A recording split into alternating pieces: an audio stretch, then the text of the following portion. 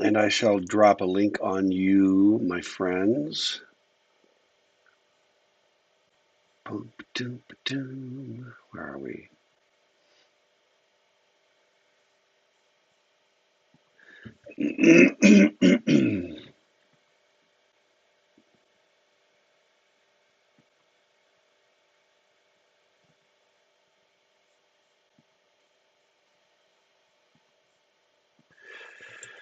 Okay, dropping a link on you. Boom, link drop. Okay, what's up? How are we doing? Here's what I want to do today.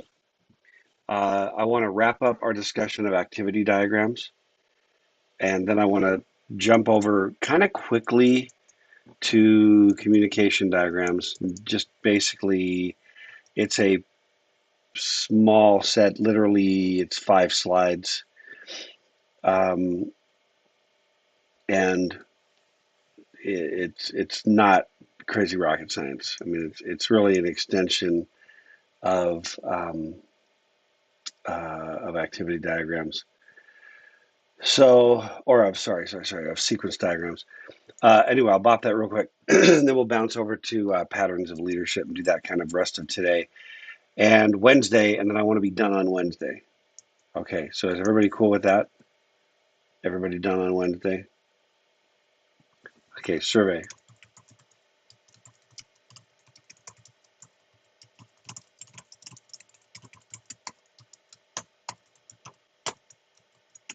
Okay, there's my survey.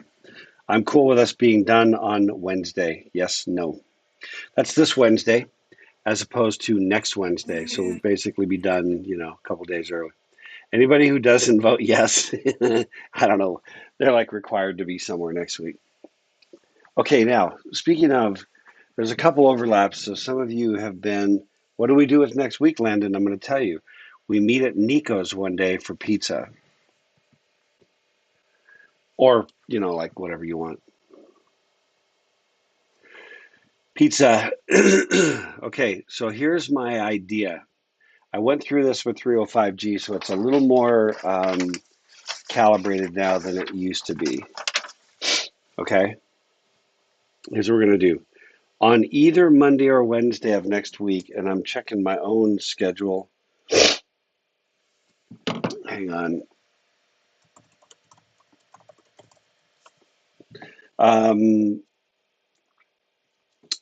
On either Monday or Wednesday, so that is Monday the 25th or Wednesday the 27th.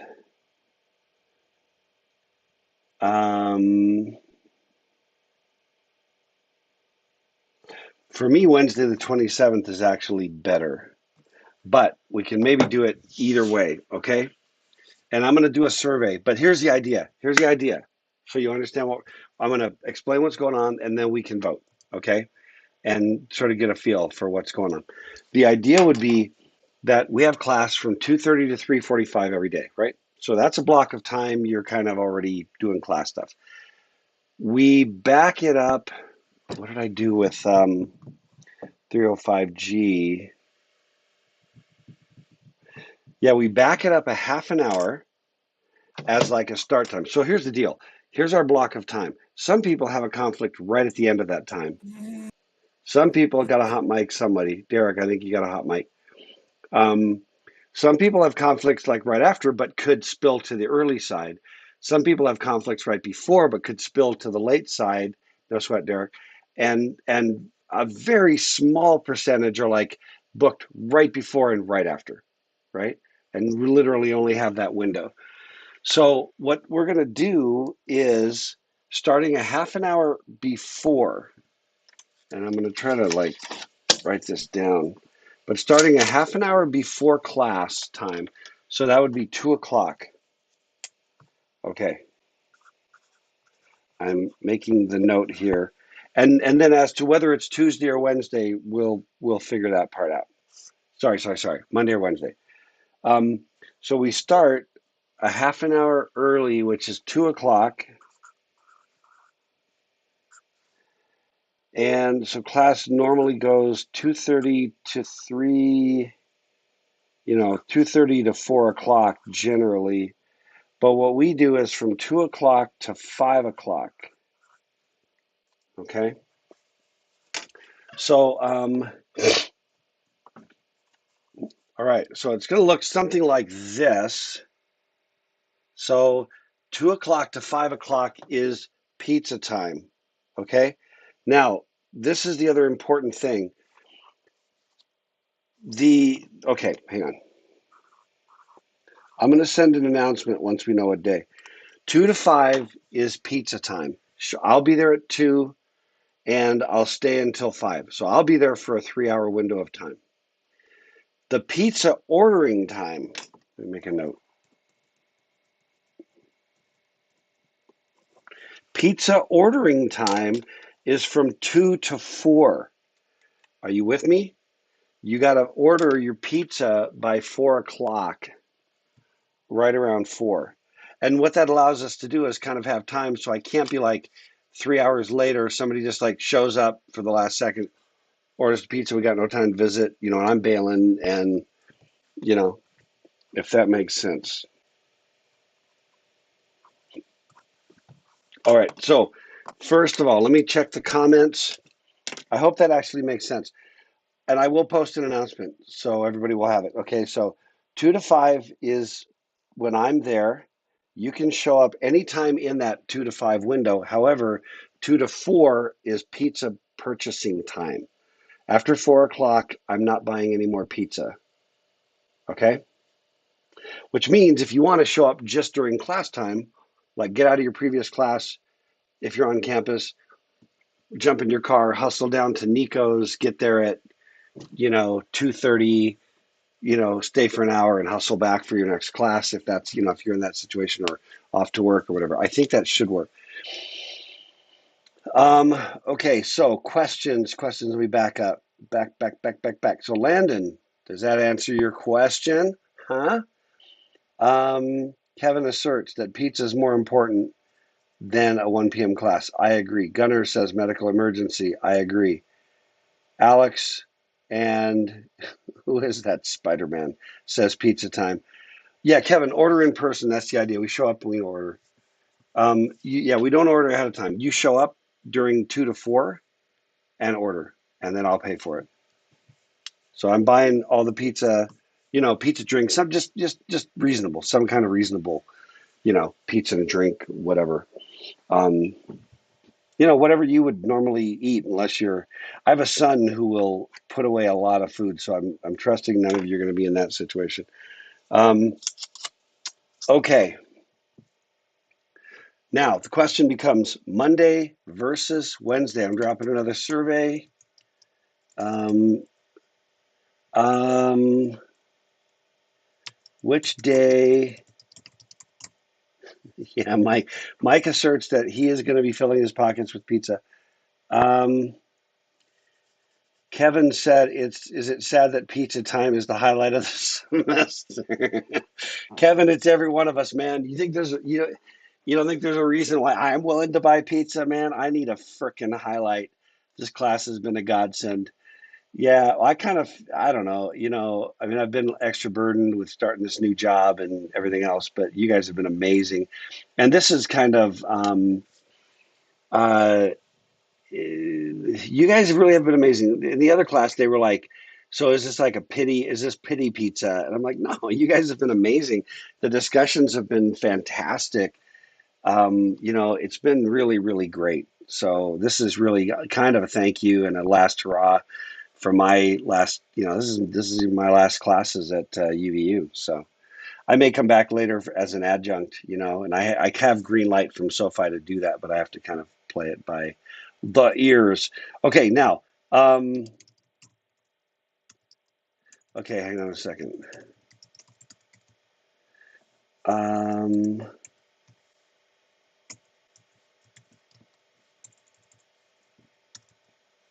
Just a second.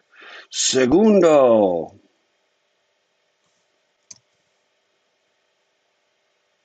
Come on, where is it?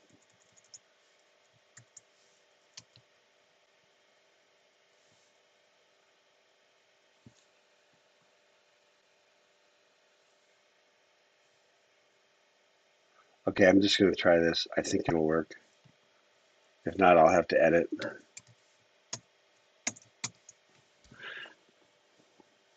I'm getting staggery all of a sudden, which usually means my system's trying to normalize.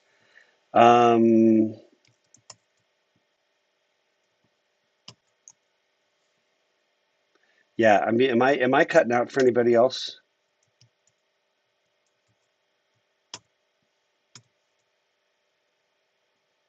Okay.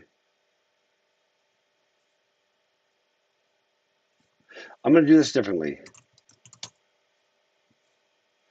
Okay, here's the survey question. Which day will not work for you for pizza class? Monday or Wednesday. Now, this is the idea. Essentially, you're voting for conflict. Okay, everybody got that? You're voting for whether if there is a conflict. Yeah, let me make an edit, Kevin. Thank you. Thank you. Thank you. I'm going to do an edit on that real quick.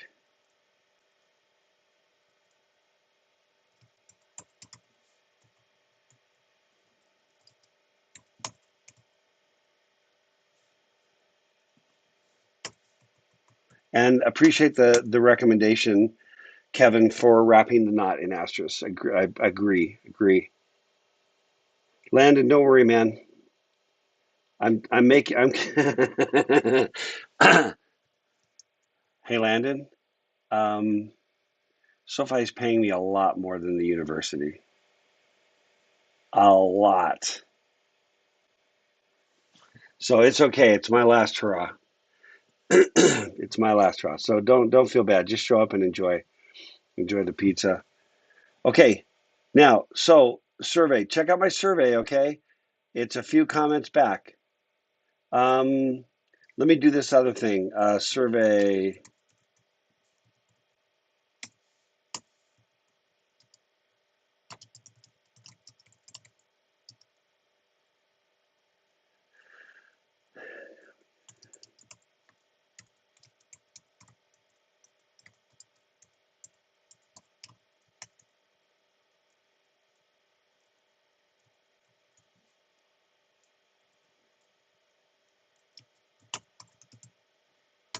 Okay, new survey. It's a yes, no.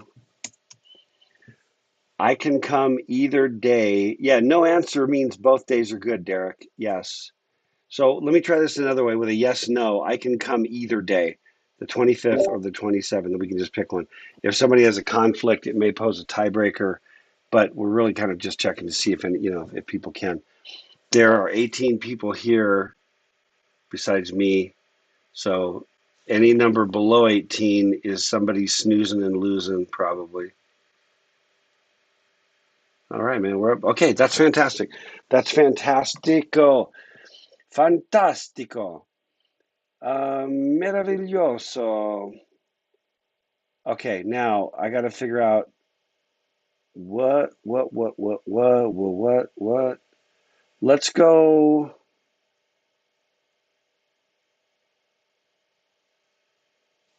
Let me see. 2 to 5, 2 to 5. Okay, let's.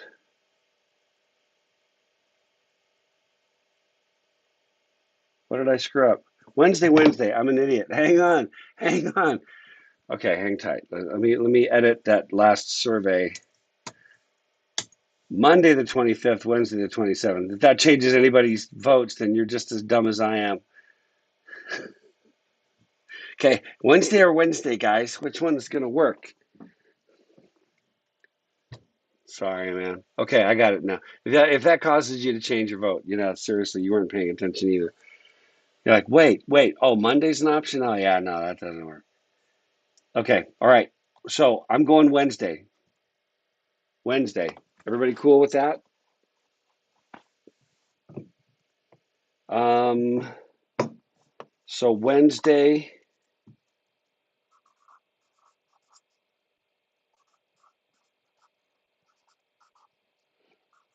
April 27.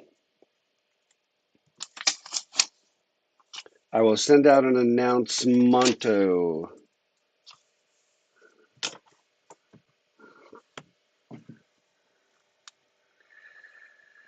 Oh, man. You guys are hilarious.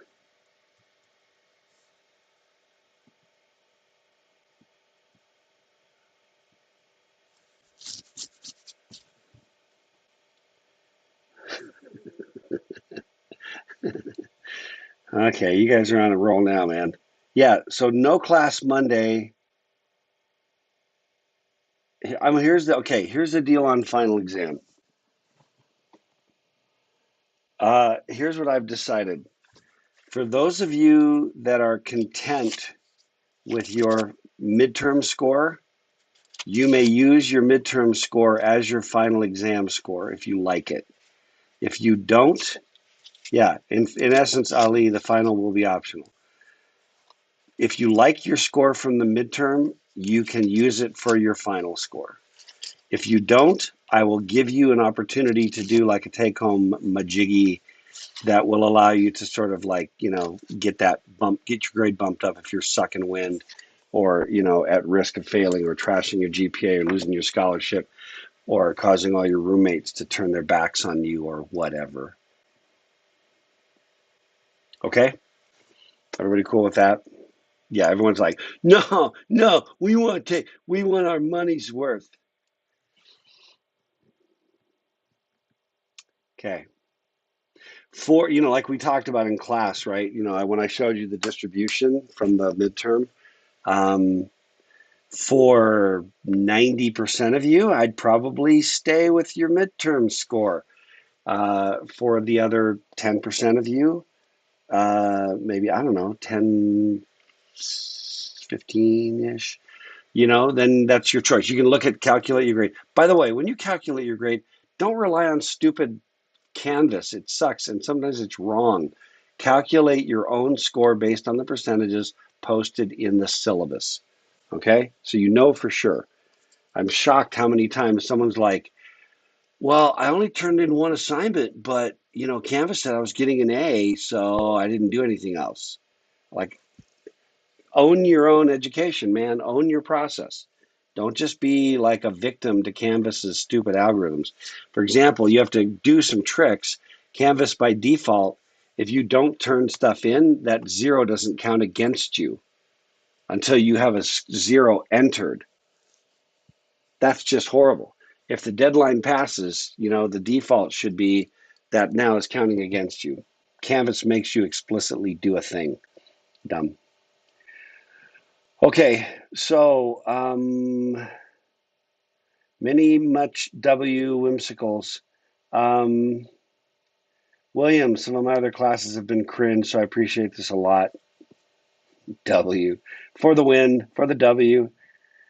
Yeah, I don't. There's more enrolled, Seth, than the 18 people here today. They come, maybe it comes as no shock. Okay, Alex, do we just not touch the final at all then, or do we need to leave a comment on the final on Canvas saying use their midterm? No, if I don't hear anything from you relative to the final, if I'll post something as the final exam. Um, but if I don't hear anything from you, then I'm just going to assume that well, I'm not going to assume. I'm going to use your midterm as your final score. And I will also make a note about that.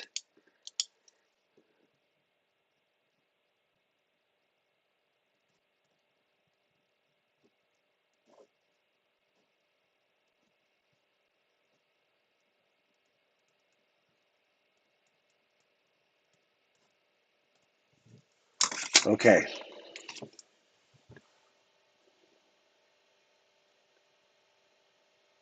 Yeah, so Seth, if you want to use your midterm but wish you'd done better, you can use your midterm. It'll just be your final score. Okay. Kevin, those who take the final risk it all, or do you use the highest of the two? Oh, I see what you're saying. No, I'll use the highest of the two. And this also is just an indication, Kevin, of just how cynical an environment you have been sort of raised up in terms of academia. You really have been raised in this cynical world. It's unfortunate. It makes me sad. Yeah. No, I'm gonna use the higher of the two. So you can't do worse than your midterm. You know, the rest of that to me is like, well, you can do this, but you risk it all. Like, what do you like? Do you do consulting for game shows on the side? Like what?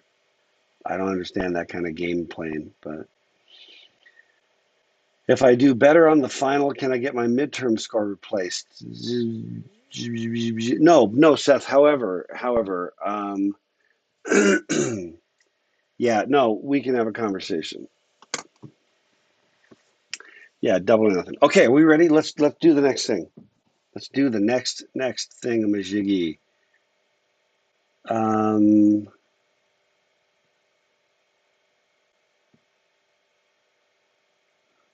yeah, Seth, that's your problem, man. So we're gonna try to help you through this thing. Okay, let's go. When last we met, there are 3 more UML diagrams I wanted to look at. Remember this bad boy? Everybody remember this one? We had a good discussion about this one and its relative absolute worthlessness.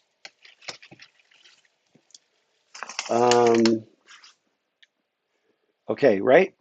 Are you ready for another one? I got 3 more. We're gonna hit them. We'll do the best we can. Okay, check this one out. Talk to me. Take a look. How well can you read that on the stream?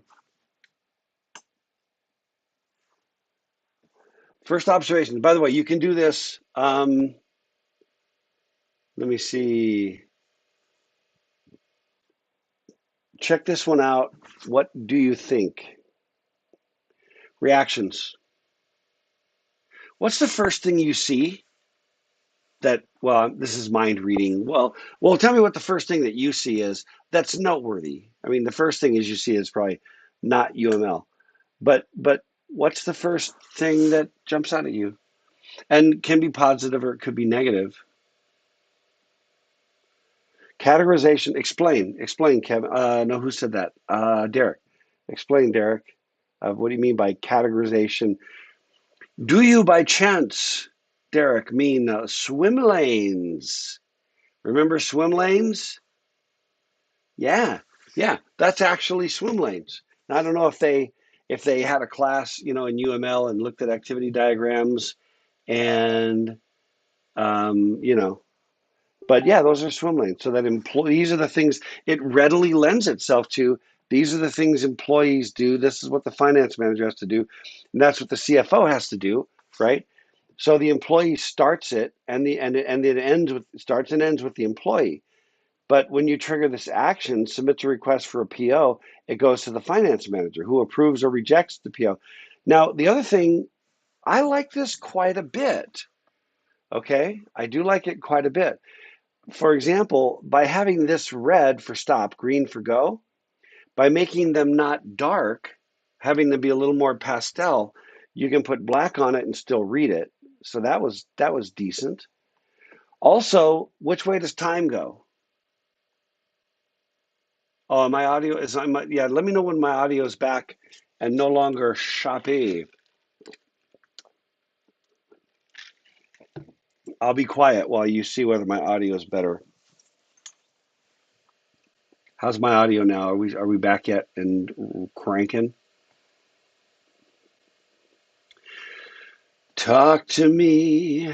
Okay, we're back. Okay, thanks. Yeah. So Seth said that the more he looks at it, the more he likes it. Yep.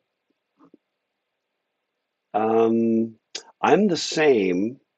I'm the same. Uh, Notice that there's not mixed metaphors. All actions are orange. All actions are orange. All tasks are blue. Emails are, I don't know what they're, turquoise, whatever that is. But you see what I mean? Emails is a consistent metaphor. Emails, there's three. There's a green means go, green means start, and approved, and yes. Red means end and reject and no. So the consistent metaphors of green and red are preserved. There's not a lot of words, but receives notification email that PO request is rejected isn't a crazy ton of words, and it's fairly, self-explanatory. Seth said, it's sloppy at a glance, but it's clear when you dive into it, which means that it just needs a more clear way to start looking at it. I agree. No, I agree, Seth, completely. But do you notice the consistency? Also, now, you know what I think would help is this is the problem when you try to mush everything together, then, okay, which way does time go? Generally speaking, which way does time go? Is my man, keep me heads up on the stream. I apologize. We only have to do this one more class. Time goes forward. Gunner,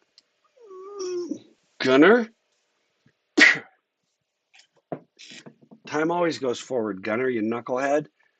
Landon, who gets creative with grammar and goes time go right. You can edit that too if you like, Landon, unless that's what you're going to stick with. Seth, time should flow left to right in the chart. Well, what do you mean by should? Let's not should things, Seth. Come on, man.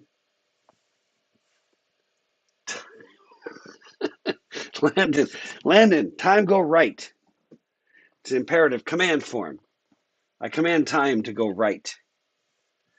Okay, Derek says, in our culture, being American culture, since that's where we're going to school, time goes left to right. I honestly don't know if time goes right to left or typically for us, time either goes left to right or top to bottom or, upper left to lower right, right?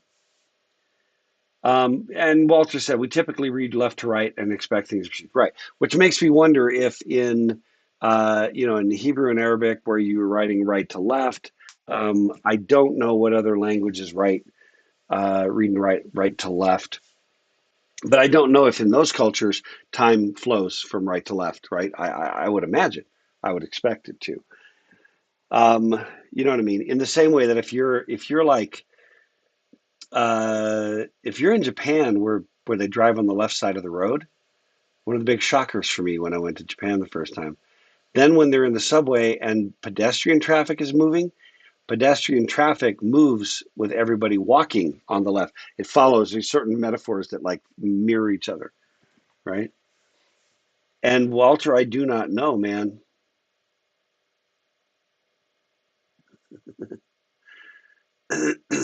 Nice, nice. Okay, but now here's my point. The challenge is that you scrunched it up. So the first action has to cut left to the task, go right. Then it squiggles these up, to get up to the action. While that one's going nice, time's going uh, right here. It's going right, then it's going down or right. Either way is okay. Oh, now we're going to bust the metaphor and go back this way, you know, where the time's going to go back, the flow is going to go back up. But if they just sort of like stretched it out a little bit so you didn't have backtracking or like this approved or rejected, there's just a little bit of layout would have made the overarching flow better. For example, make the overarching flow from start, first action, task, and then this whole thing here of getting to this action, you know, that guy should be, further out over here, maybe some, they're not really swim lanes, but more like milestones. You know what I mean? Like the getting to a certain, you could put a little thing and make it feel more like a PERT chart. You know what I mean? We're stream chopping again. Ugh. Anyway, does this make sense? Are you buying what I'm saying about this? So a little bit biasing because I'm getting a little bit more just efficient, but the stream is going right to left. No, the stream is standing still, Walter. Man, man, man, man. Yeah, we got buffering. Okay. Are we losing stream packets? Blech. Okay. Anyway, but is everybody buying that this is doing a lot of things really, really well? A lot of things really well. We badmouth the crap out of some of those others. Let's give a little bit of credit. Consistent metaphors. The shapes all mean the same thing. You know, I don't know exactly what the dashed line means. You know, I think it's maybe the dashed line means actions that take a little while versus like a moment. I'm not sure. Okay. Okay, next one. Any last comments about this one?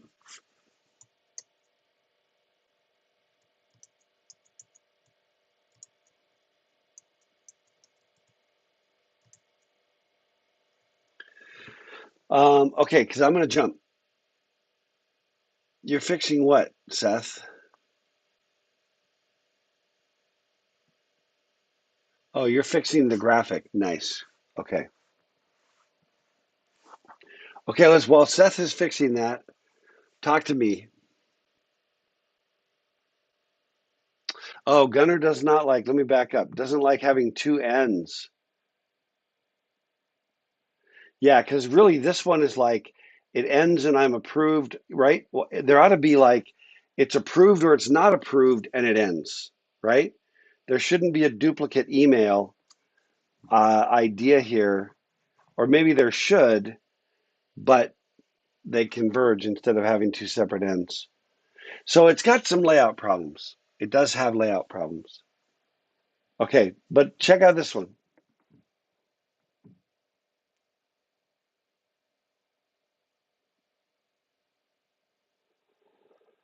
Whew. Anybody want to even attempt take a stab at this thing? I mean, kudos for taking a crack at it, you know?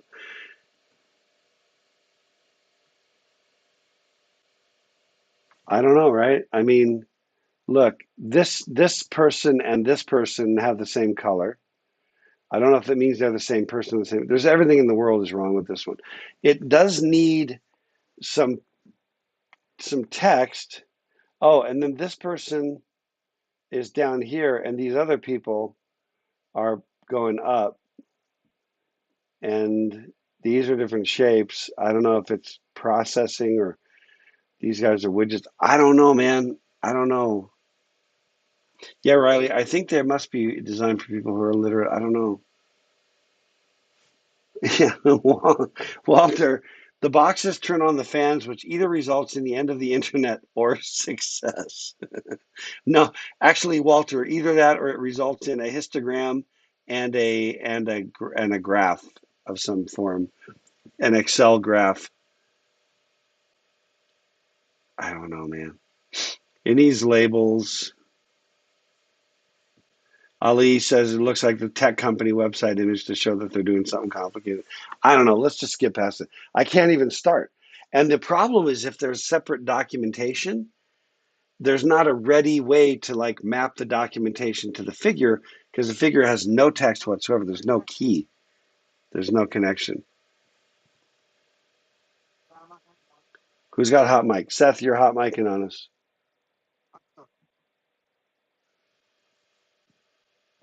Seth. Okay. Here's the last one. I think. Yeah, last one. Talk to me. Were you trying to speak, Seth, to me, like to the group? Oh, the Blue Man Group controls the fans. Yes. Yes. That's right. It is two of the Blue Man Group. Okay. Um, no, Seth, it wasn't loud. It wasn't loud. Just a little bit of mumble sounds, and so I wanted to catch it.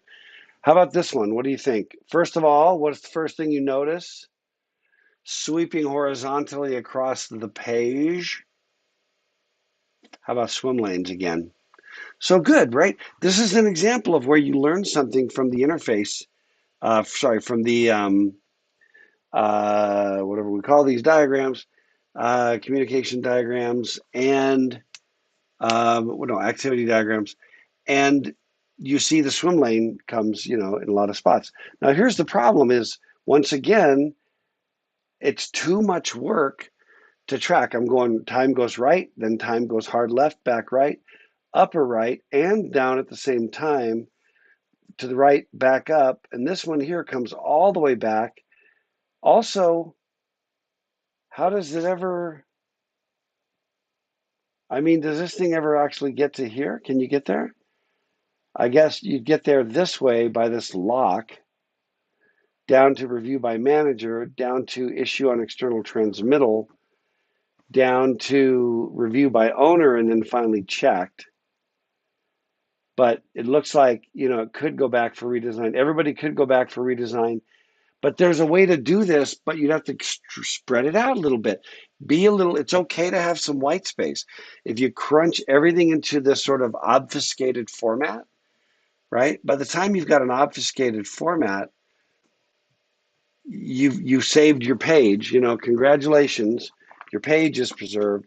But non-congratulations, you just made an illegible graphic.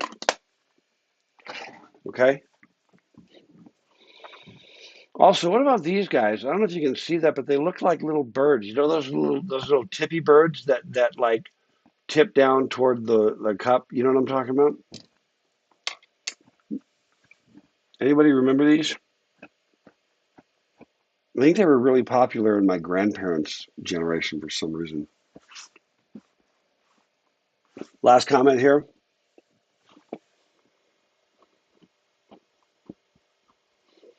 Yeah, Gunner. I don't know what the locks are supposed to mean. I think they're just supposed to mean that there's like some keeper of the gate moment. Also, you can get to here and be done, and get to here and be done.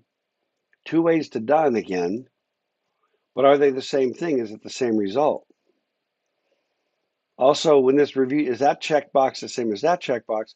Or is that checkbox saying owner reviewed? Now we can get client comments, forward on, review it, and get through the clearinghouse and then go to done. But is it the same done? And I agree with Walter, the locks seem to be yes or no. No, I'm not, Wes, I'm not showing something you can't see, unless you should be able to see, the video feed in Discord. You can see my screen share, right, on Discord, Wes?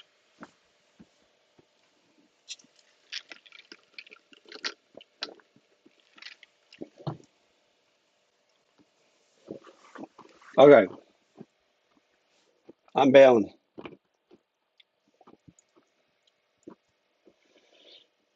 All right, let me get rid of that.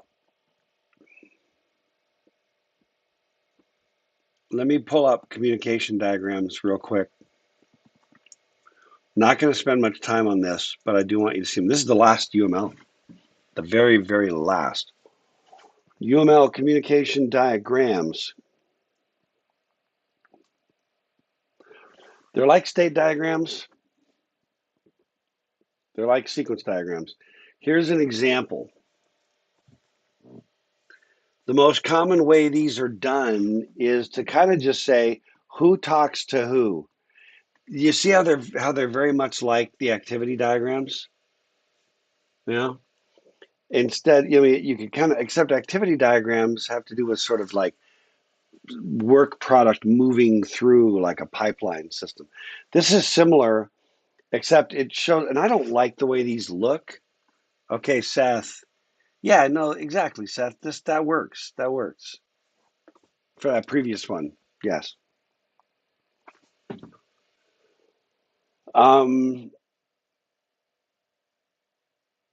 But you see the idea here that one happens first, then two, then three, then four, then five, then six, then seven, etc. And it kind of has a sort of a get and return is implied. Again, it's more the same kinds of stuff that we've been looking at, okay? Now, this is the non-legal numbering, but this is the official, where there's like dependencies. One, and then you got to get to like 1.1, 1.2, 1.3, 1.4, 1.5, and then 1.5.1. That's the official. But can you see how confusing that can get? So, one of the things I hope you kind of get a handle on is just the idea that there's a lot of, um, you know, a lot of things in UML that are themselves not like super easy or the most beautiful or whatever. So what about this? And this is literally the last time. Give me your thoughts on this one. This was the sequence diagram, right? And this is a communication diagram for the same thing. Which one do you like better and why? Let me just start with a survey. Okay, this last slide. Do you like the sequence diagram? We'll call that S, or the communication diagram to C. And I'm going to repeat it here. Of these two, and the question is why? And there's not.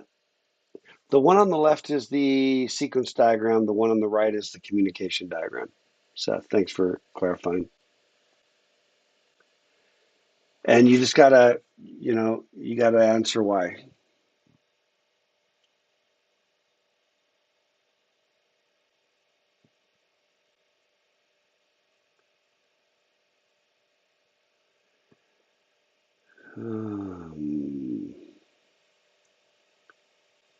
I'm waiting for your responses.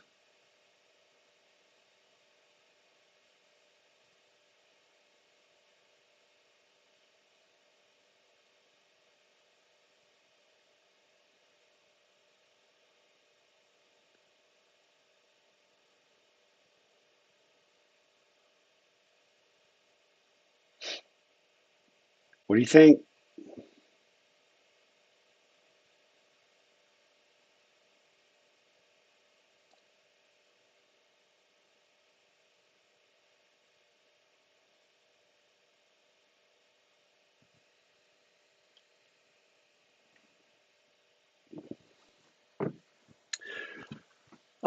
Riley says sequence diagrams are easier to read and write, so I like them more. Fair enough. But then why are they easier to read and write? I think if I can speak for Riley, I think things are on the communication diagram, they get all bunched up. Whereas on the sequence diagram, you're leveraging the fact that stuff goes out and back and that time goes top to bottom. Seth said the other one would be better, but it's too squashed and has worse definitions. Which one is the other one, Seth? Imprecision. I don't know now. I still can't tell what one you're talking about. Cairo depends on the scenario, in my opinion. If this is something I'm implementing, then I think I'd prefer a COM diagram to explain the structure and flow. I guess sequence diagram. Yeah, like maybe I don't know. To me, communication diagrams feel like write only. You know what I mean? They're harder to read, but unless I'm just trying to like store the information, you know what I mean? But if I'm trying to communicate it and understand it better, then um, are we? Am I losing audio again, Walter? What did I say? What did happen? Oh, did it sound bad?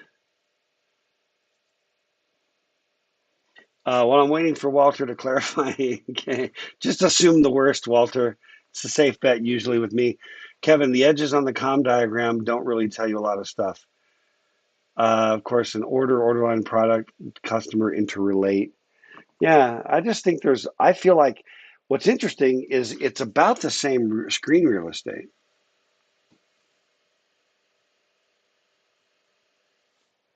It's about the same real estate. Granted, the one on the right is a little bit bigger font, but I just think you get so much more information. And also, what's this connection between an order line and a product? You know, it never shows up as a thing. I don't know. Yeah. Seth said the communication diagram seems like it's more cluttered with less info. Yeah. So I don't know. Anyway, there you have it. Okay, let's get off of that one then. That's it. I don't like communication diagrams, but I want you to just be aware of what they are in a UML kind of way. All right. Last but not least, I'm going to get a little ways in here. We end at 3:45. Yeah, it'll give us room to get to the other part. I want to just start. Well, I've got two things I want to give credit to. One is Philip Armour, right? He's the Orders of Ignorance guy. The other one is this book, which might even be out of print, called Dynamics of Software Development by Jim McCarthy.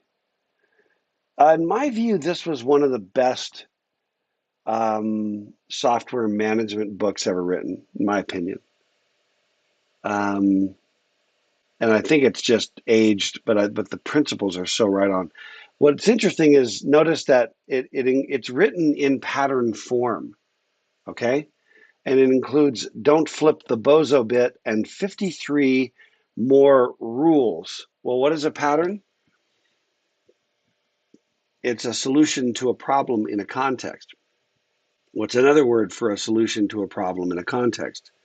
A rule, right? There's a rule for how you score a touchdown. What's the context? Football. You're on offense. There's certain contexts. Within that context, there's a rule, which is a solution to a problem in a context. Okay. So I really, really like this book. And there's only about 10 slides, but we're just going to start in, right? Start with some Philip Armour from the laws. And I just want to get your take on this stuff. And I'll give you my take as well.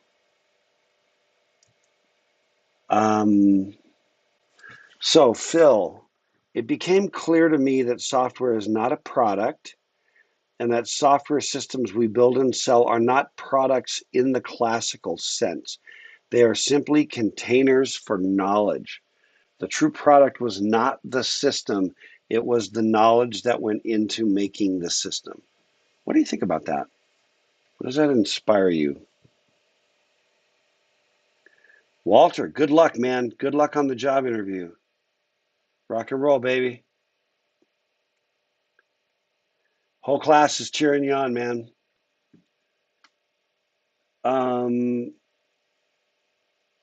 Let me see. Let me see.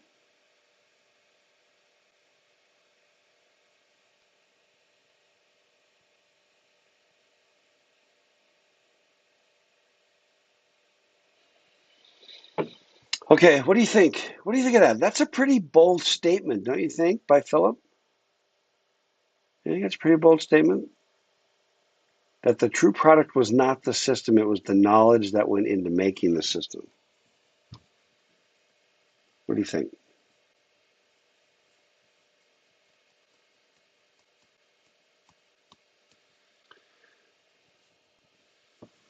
I'm waiting.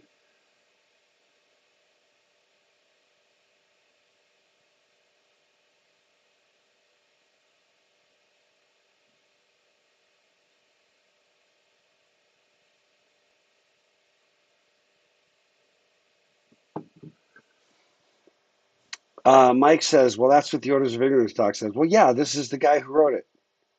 Come on, Mike.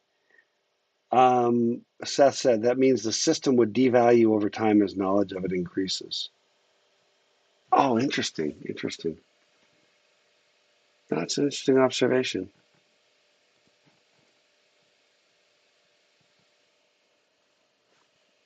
What else? What else you got?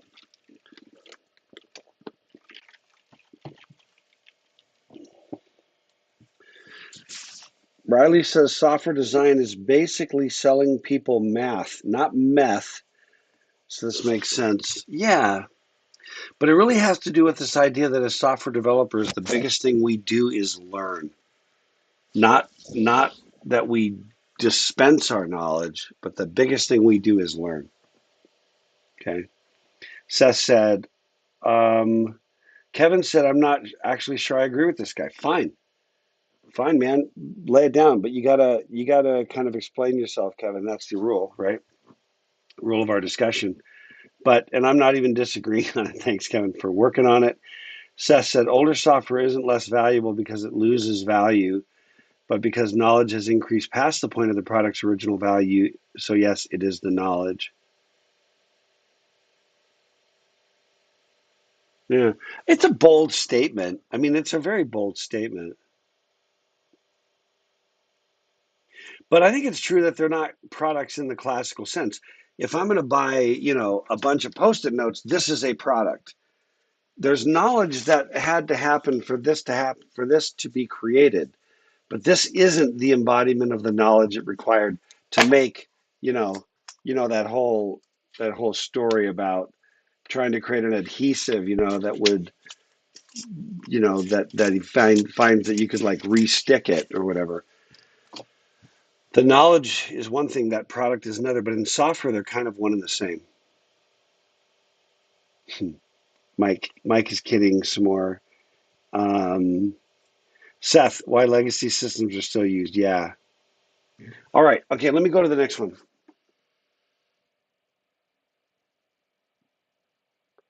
More Phil. In fact, I think I've got, let me just check. Come on, where are we at here? This is the last one from Phil on this set of slides. Software is knowledge made active. The difficult and time-consuming activity in creating software is not one of transcribing our already available knowledge into the active form. It is in effectively acquiring this knowledge in the first place. Even more specifically, it is in finding the essential knowledge necessary to make the system work that we do not know that we are missing. Essentially, it's just another articulation of the orders of ignorance, sort of just brought back around. Okay. It's really just an acknowledgement, and this is important. If you're going to be leaders in software, some of you are probably going to wind up being managers in a software organization. Some of you will wind up being technical leads, right? Lead engineers, senior engineers. In either of those positions, you have a leadership. Okay, Kevin, throw it down, man, and we'll come back to it. But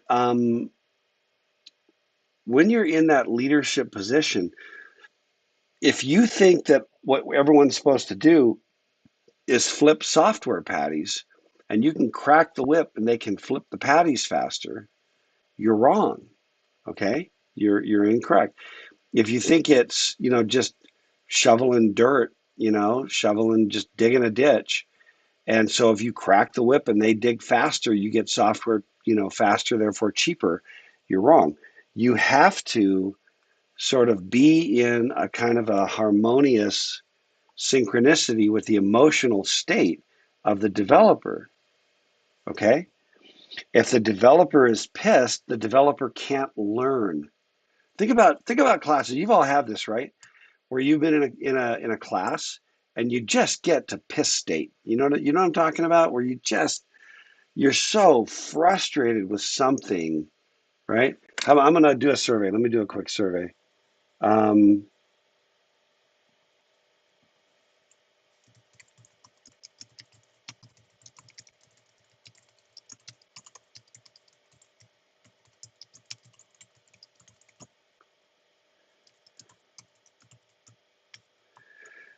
I choppy?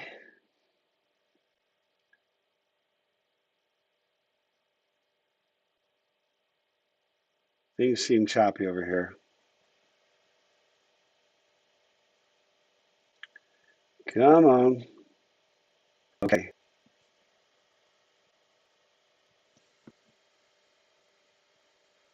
I got so pissed I couldn't learn. This one I presume will wind up being either overwhelmingly yes or unanimous.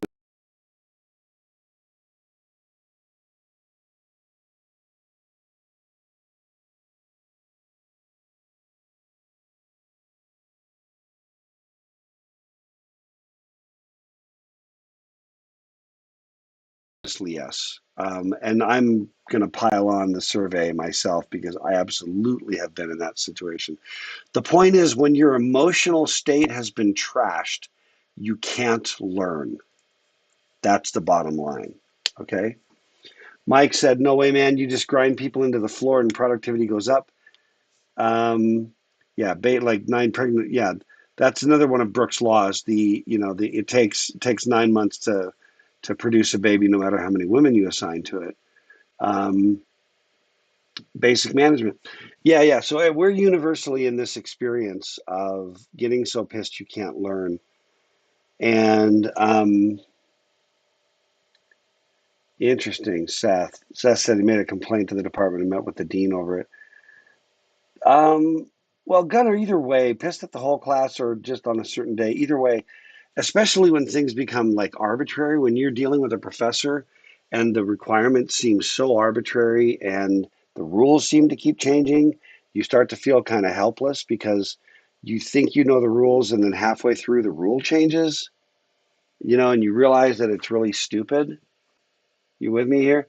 Okay, you got to try to put that exact same um, you got to try to put that same idea.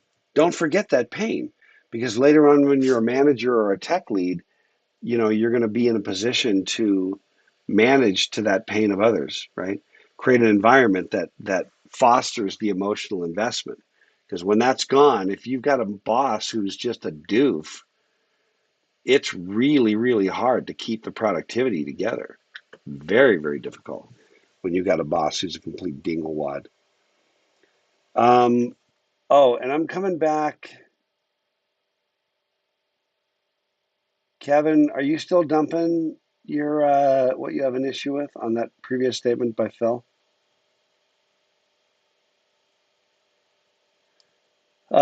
Alex said software development is partially a creative effort. You see this in game development at AAA studios. They get into a crunch mode where they overwork their devs.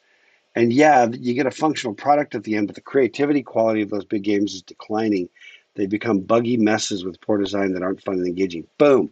Alex in the lead on the chat. 10 points for Hufflepuff.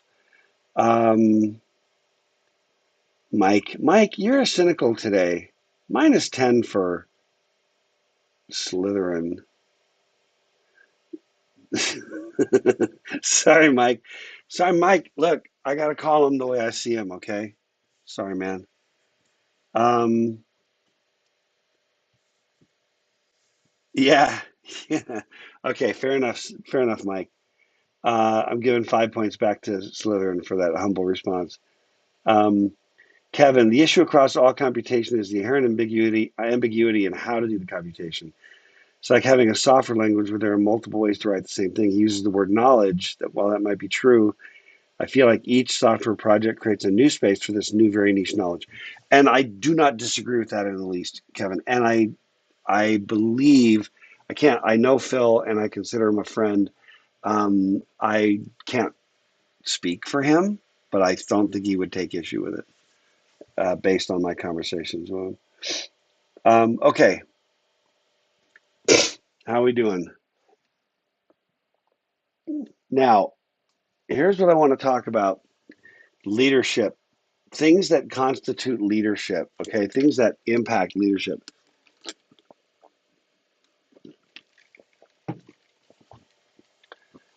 So Kevin said, yeah, it's just nuancing the difference between knowledge of the state of the world versus manufacturing it in a new context. Right. And the key, Kevin, is that at every turn, there is um, there's just stuff you don't know. That's bottom line, Kevin, is that at every turn, it's crap you don't know. And that's the orders of ignorance. And the way you do what you do is you learn, and then you produce. Okay. Um, Let me see. Let me talk about this one. I want to maybe just end today on this one. How many slides do we have left? How many? 1,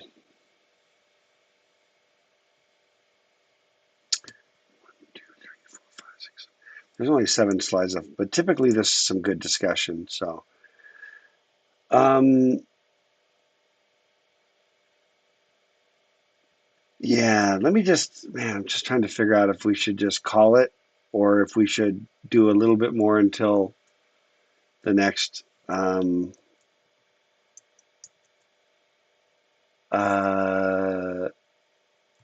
I think we should just call it, and then we'll come back on the Jim McCarthy slides for Wednesday.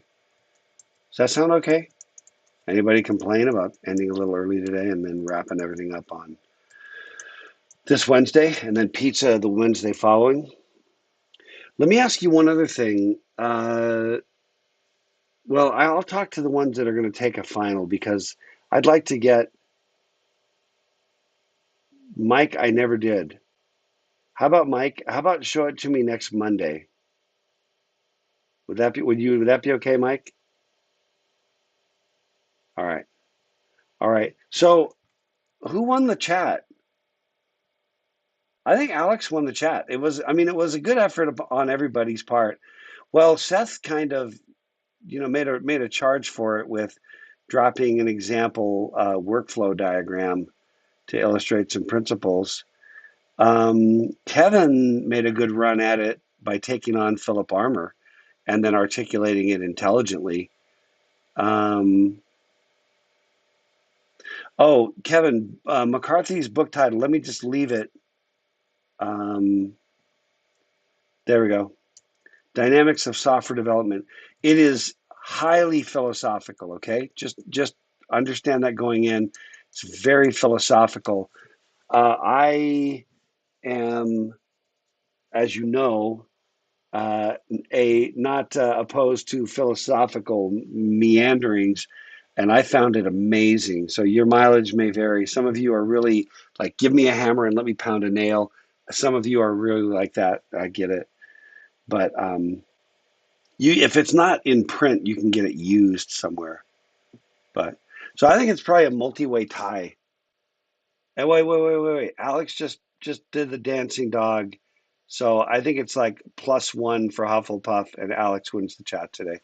I'm sorry, it was that close, Kevin and Seth and whoever else was awarded points today. Walter had some good contributions. No, but I think Alex wins the chat, and the margin of victory was that wagging dog. Nicely done. Well done, everybody. Slow clap. Seth, no, it's too late, Seth. It's too late, man. You can't now drop a dancing dog on the chat. No. Kevin. Yeah, that's it, Kevin. Okay, everybody, we're done. Let's call it. Good luck with wrapping everything up. I know you got way bigger fish to fry than this class, so good luck with everybody getting that stuff taken care of.